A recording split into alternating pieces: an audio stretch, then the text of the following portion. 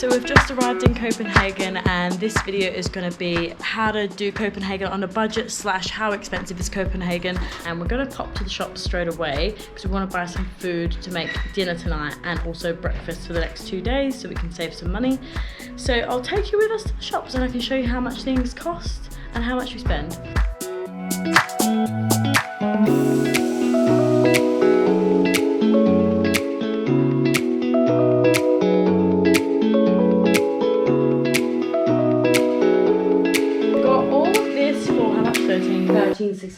$13.67, but like total, so not too bad. We're gonna make a pesto-y pasta with some veggie schnitzel, a bit of a weird combination, but something that we could think of quickly on the spot that would be easy and quick, and also vegetarian. We also bought vodka from home, so make sure you obviously go like duty-free if you can, or bring it from a different country because it's quite expensive in the shops.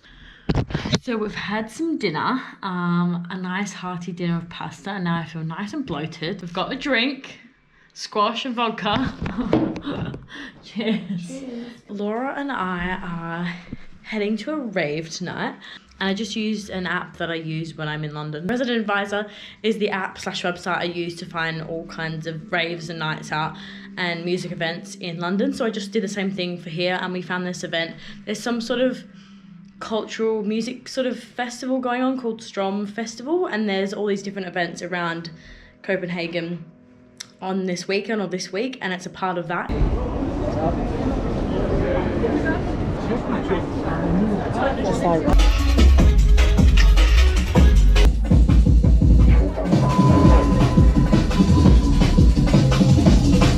It's the next day now, and we're just sat on the balcony having a coffee and soaking up the sun. Had a really good time. It was a really cool event.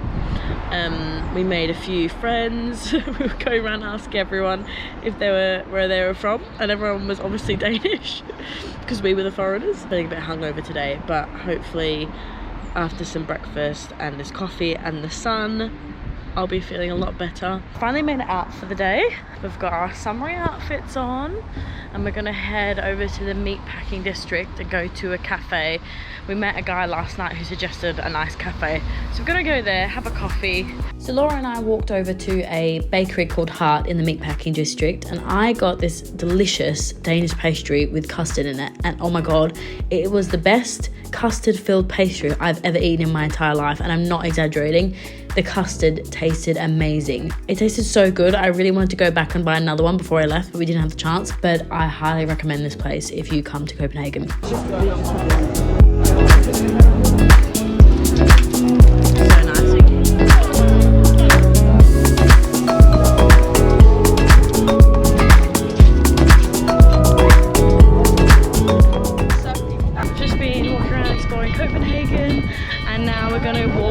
To Christiania. Don't know how much you're going to be able to film though, because I think it is a little bit like you can't really film in there. It's just all very, it's all very sort of like hippie sort of vibe.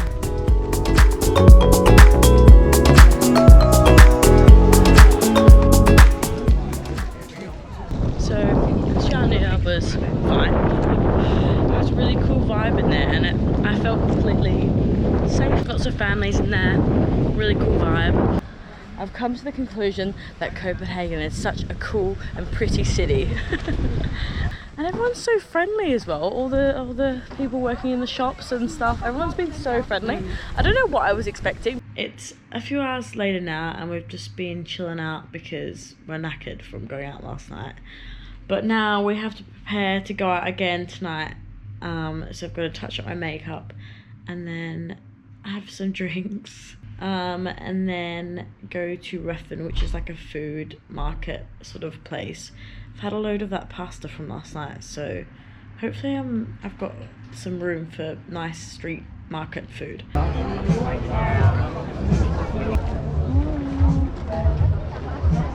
Probably can't hear me with the really loud music, but I have gone for the chicken Bastille, which was from a Moroccan street food place. And normally I always like to get something that I've not tried before, and I mean I've tried a lot of things, so it was hard to find, but it looked really good. I've never seen anything like it, and I've never been to Morocco, so I'm going to just bite straight into this.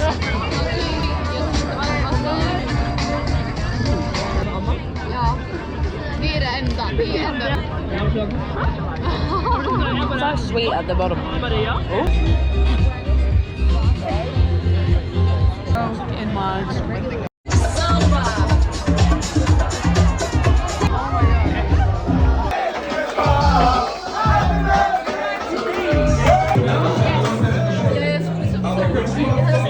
It's Sunday now and we leave Copenhagen about 4 o'clock this afternoon on the bus.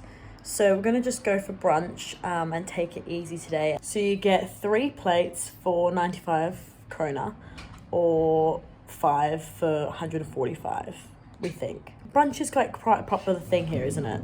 In Copenhagen, yeah. And I don't go out for brunch very often anymore because London's so expensive, but to be fair, I feel like the prices in London now are pretty much the same as what they are here in Copenhagen because of like the cost of living. So it's not like that much of a shock to me, to be honest, because I'm so used to paying £7 or so for a pint anyway, or £6.50.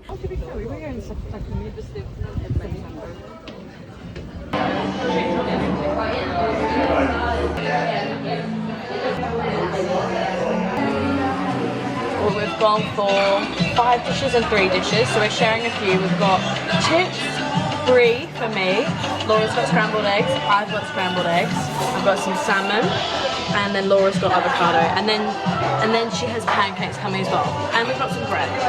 I managed to only roughly spend 100 quid for 2 nights and 2 days there. This was not including the return bus journey, as this can depend on where you're coming from and what mode of transport you're taking. It also doesn't include accommodation as well, as this can also depend on what sort of accommodation you're going to be staying in. We were lucky enough to get the accommodation free, as Laura's cousin was out of town and she let us stay at her apartment. But if you want a free or cheap alternative to like a regular hostel or hotel, I would suggest couch surfing or trusted house sitters. We definitely went on a tight budget, as you can see, and there are things that we did miss out on, but what is most important to us is just meeting new people, wandering around and exploring the city and eating good food and drink, which I feel like that's what we did in this little trip. So I hope this video has given you a little bit of an insight into how expensive or how cheap Copenhagen is. Do you think it's expensive? Do you think the prices are fair? For us, I feel like we're so used to London being so expensive that some of the things are actually cheaper than London even. So for us, it wasn't a shock at all. It was very on par with how expensive London is these days. I feel like a good gauge of knowing how expensive a city is by how much their pints of beer cost. So comment below how much a pint of beer costs in your city. I want to see how it compares to Copenhagen. I hope you enjoyed watching and I'll see you in the next one. Bye.